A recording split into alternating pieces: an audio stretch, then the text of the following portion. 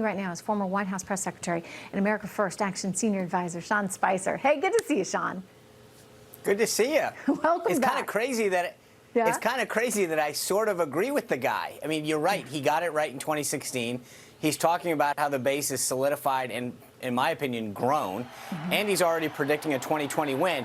The interesting thing about this, Trish, is just like Hillary Clinton, you played the clip before, talked about the basket of deplorables, more dismissing the Trump base, these millions and millions of Americans that not only voted for him, but have seen the manifestation of his agenda in action and now are with him even more so. Calling him insane really dismisses exactly what most people in the media and on the left got wrong last time, which these people aren't insane. They're not deplorables. They're Americans that are hardworking, God-loving people that want a government that is responsive to them, that cares about them.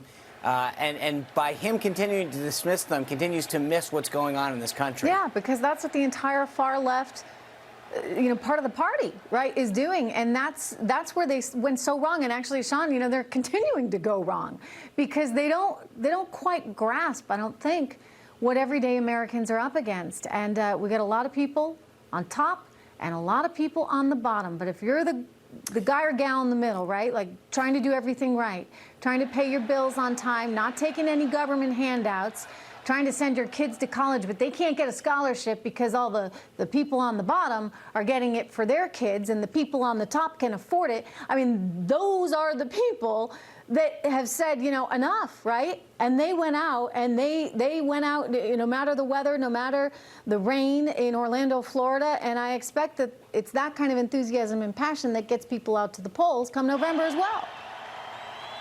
Well, it's one thing for elitists like people at MSNBC and CNN not to get this, or Hillary Clinton, who's another one of those elitists that just doesn't understand the real trials and tribulations of working men and women.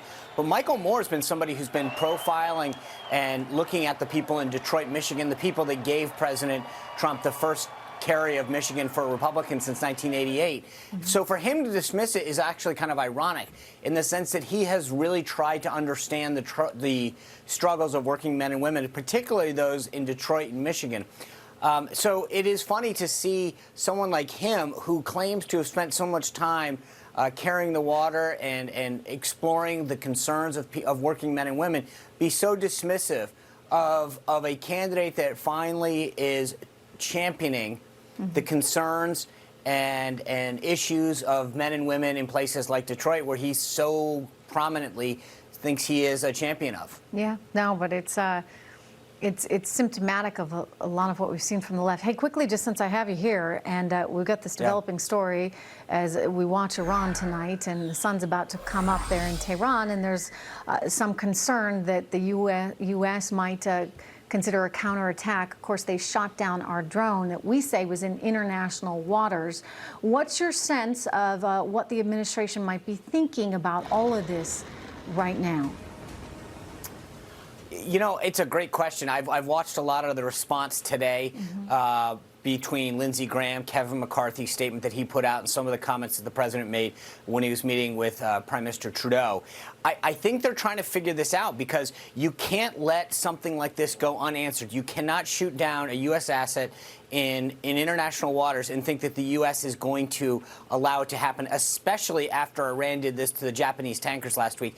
But at the same time, I think we recognize where we're headed with this. And I think Lindsey Graham was very clear that this is not headed in the right direction. The ball's really in Iran's court.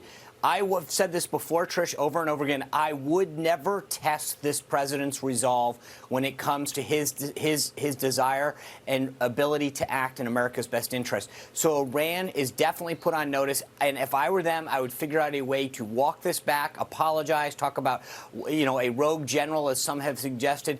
But this is a very precarious position for Iran to be in, and figuring out for them how to walk it back should be top of mind for them as the sun rises there. Opportunity today. Maybe they should take it. Sean Spicer, good to see you. Thank you so much.